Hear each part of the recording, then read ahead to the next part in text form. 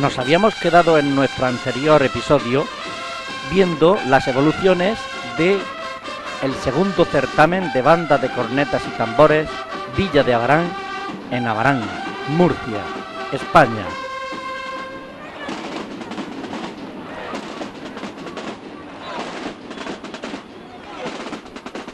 La banda que está interpretando ahora el pasacalle alrededor del coso taurino de la antigua Plaza de Toros es la avenida de Ciudad Real.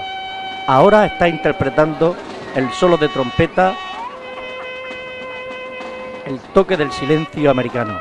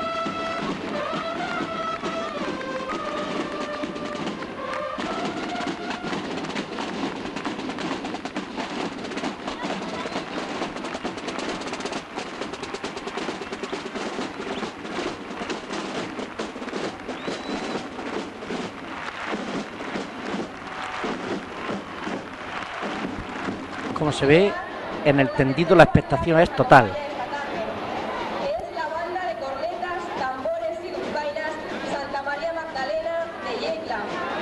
Nos van a ofrecer el paso lento llamado Era ahí Jesús y el paso ordinario Aguas. Director Alfonso Palau Ibáñez. Un aplauso para ellos.